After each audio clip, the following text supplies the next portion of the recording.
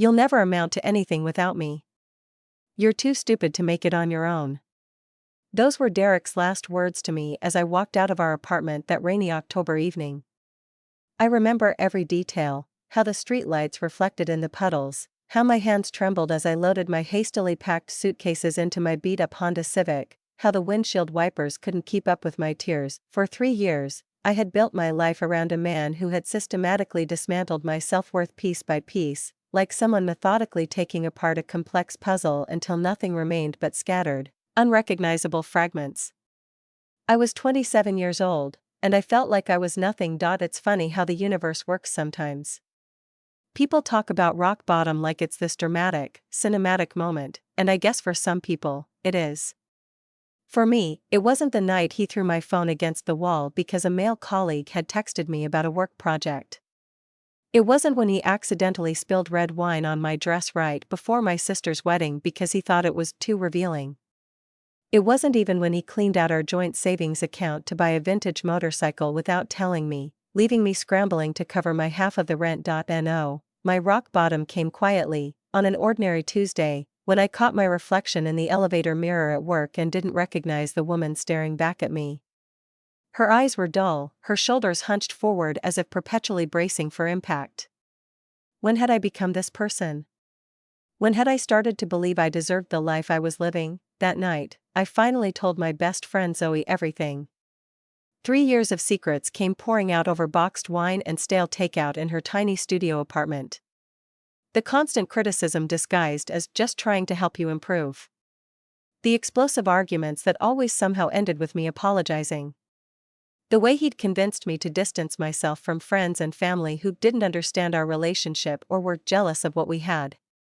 Mia, Zoe said, her eyes wide with horror and her voice quiet but firm, you need to leave him. Today. Now. And so I did. I waited until Derek left for his evening gym session, packed what I could fit into my car, and drove away from the life I'd spent 3 years building. 3 years of compromises that, in retrospect, had all been mine to make. I moved in with Zoe temporarily while I figured out my next steps.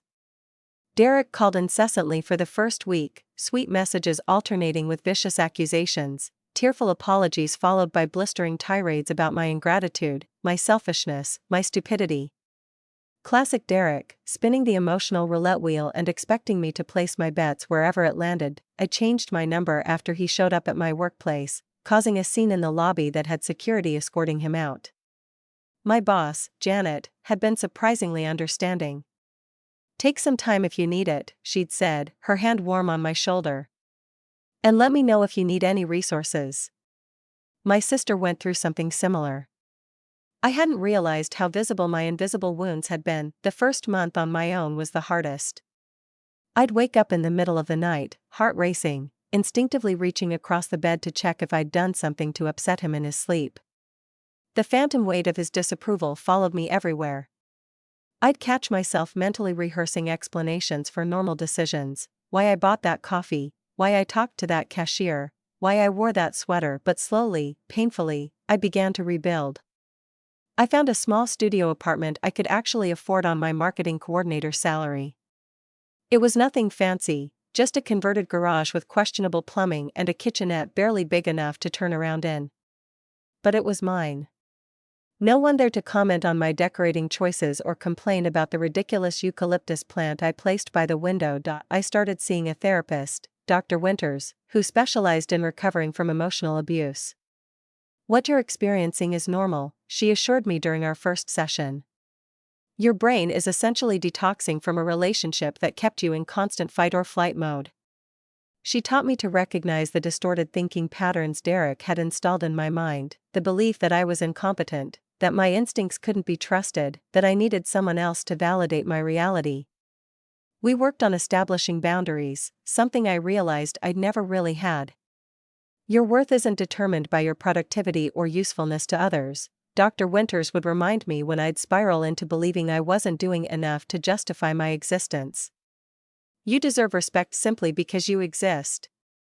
It was a radical concept for someone who had spent years being told that everything, love, respect, basic kindness, had to be earned, and could be withdrawn at any moment for the slightest infraction. 6 months after leaving Derek, I received a promotion at work.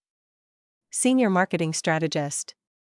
My salary jumped by nearly 40%, and for the first time in my adult life, I felt financially secure. I moved to a slightly better apartment, this one with actual separate rooms and a small balcony where I could drink my morning coffee surrounded by the small army of plants I'd accumulated. Janet had become something of a mentor to me. "You have good instincts," she told me after I presented a comprehensive rebrand proposal for one of our struggling clients. "You just need to trust them more." Trust. Such a simple word for such a difficult concept. Derek had made sure I couldn't trust myself, because dependent people are easier to control. Dr. Winters helped me understand that. "Abusers don't target weak people," she explained. "They target strong people and then weaken them." Your strength threatened him. I started reconnecting with old friends, the ones Derek had deemed toxic influences or not good enough for us.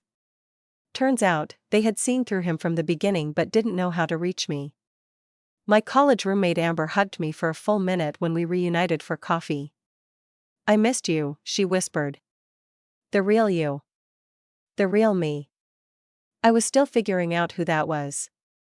I'd been with Derek from ages 24 to 27, formative years spent shaping myself into whatever would least trigger his anger or disappointment. Now, at 28, I was rediscovering my own preferences, opinions, and desires. I joined a weekend hiking group, something Derek would have scoffed at as pointless exercise that doesn't even give you a decent body. I started taking evening classes in graphic design to supplement my marketing skills.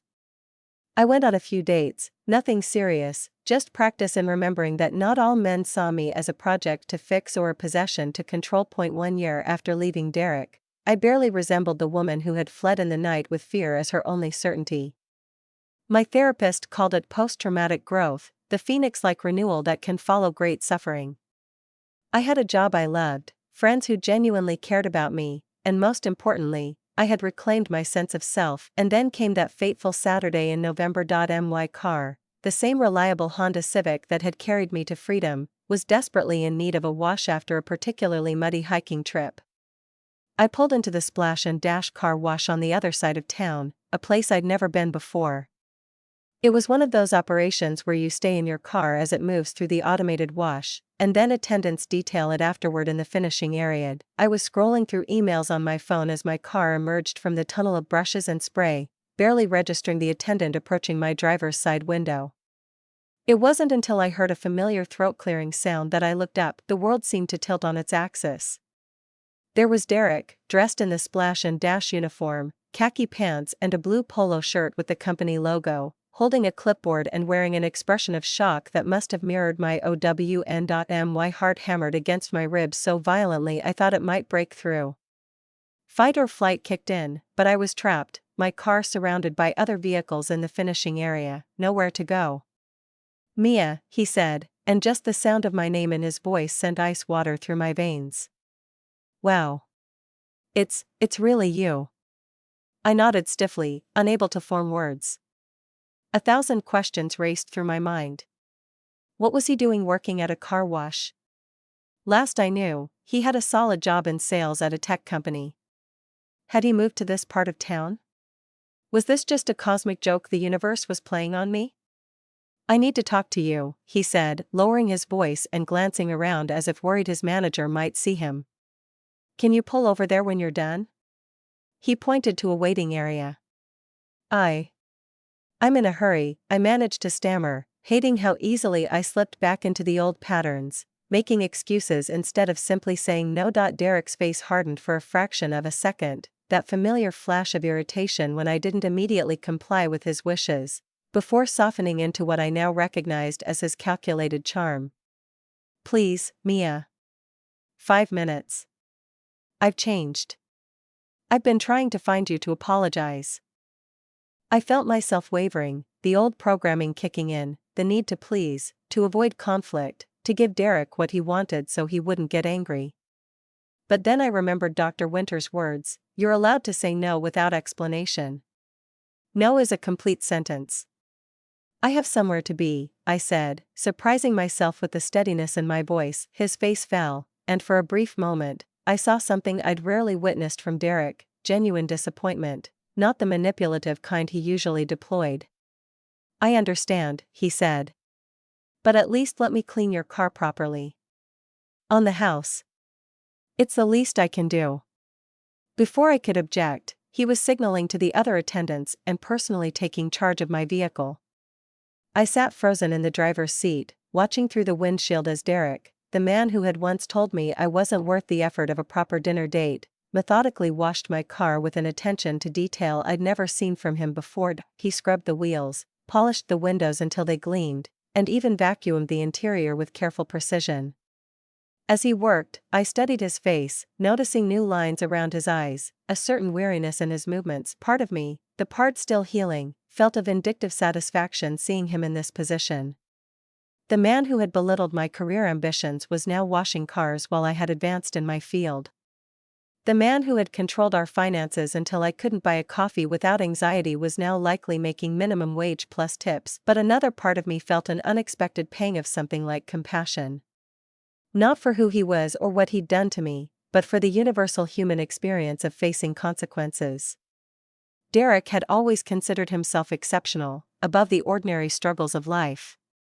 Now here he was, humbled by circumstances I knew nothing about. When he finished, he approached my window again. I lowered it just enough to hear him. "Your car's all set," he said, his voice softer than I remembered. "Mia, I know you don't owe me anything. But if you ever want to talk..." I'd been in therapy. Anger management. "I know I hurt you, and I live with that every day." The old Mia would have melted at this apparent vulnerability. The old Mia would have given him another chance, believing people can change. The old Mia was desperate to be loved, even by someone who only knew how to counterfeit the emotion. But I wasn't the old Mia anymore. I reached for my wallet and pulled out a $20 bill, a generous tip for a standard car wash. I held it out to him through the narrow opening of my window. "Thank you for the thorough service," I said, my voice professional and detached, as if speaking to a complete stranger. He stared at the money, then at me, confusion and hurt flickering across his face. This wasn't the script he had expected. In his version of this chance encounter, I was supposed to be either vindictive or forgiving, emotional either way, still invested in the drama of us. "I don't want your money, Mia," he said, an edge creeping into his voice. "I want to make amends." I kept my hand extended, the $20 bill between us like a boundary. "And I want to pay for the service I received. That's all this is."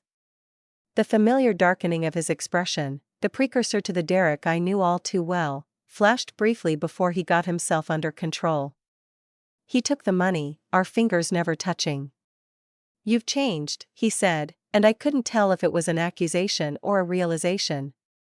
"Yes," I replied simply. I put my car in drive, rolled up my window, and drove away without looking back. As I merged onto the highway, something broke loose in my chest, a final shard of the prison Derek had built around my heart. I pulled into a rest stop 20 minutes later because I was crying too hard to see the road clearly, but these weren't tears of pain or fear. They were tears of release. Of recognition. Of triumph. I had faced my abuser not as a victim, but as a whole person who no longer needed his approval or feared his disapproval. I had looked into the eyes of the man who had once convinced me I was nothing without him and felt nothing for him. No hate, no love, no longing, no regret. Just the quiet acknowledgement of a painful chapter in my life that had finally, truly ended. A week later, I received a letter at my workplace. He must have gotten the address from public records of the company. Inside was a 5-page handwritten apology detailing his failings, his therapy journey, his rock bottom after I left. He'd lost his job due to his increasingly volatile temper, burned bridges with friends who got tired of his narcissism, and finally sought help when he found himself living in his car for a month. The letter ended with a request to meet, to properly close our chapter together. The old Mia would have seen this as her responsibility, to help him heal, to provide closure, to be the bigger person. The new Mia recognized that I didn't owe Derek my time, energy, or forgiveness. My healing wasn't contingent on his. and I wasn't responsible for validating his growth journey. I shredded the letter and blocked the unfamiliar email address he'd included. 2 months later, I received a job offer from a major marketing firm in Chicago, a significant step up in my career and a chance to specialize in the nonprofit sector I'd always been passionate about. Derek had always dismissed my interest in cause-based marketing as naive and unprofitable. The day before I was set to move, I took my car to a different car wash across town. As the attendant, a teenage girl with vibrant blue hair, cheerfully took my keys, I felt the last weight of my past lift from my shoulders. "Taking a trip?" she asked, noticing my car was packed with boxes.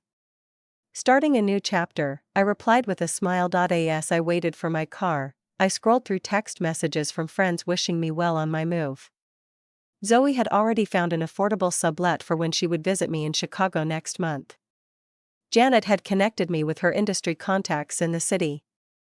Even my parents, who had been cautiously supportive as I rebuilt my life post-Derek, had sent a housewarming gift to my new address. I thought about the scared, broken woman who had fled in the night a year and a half ago, convinced she was too stupid to make it on her own. If I could tell her one thing, it would be this: you aren't nothing without him.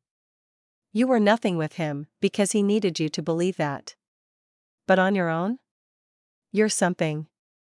Something strong, something worthy, something whole. When the teenage attendant returned with my freshly washed car, I left her a $20 tip.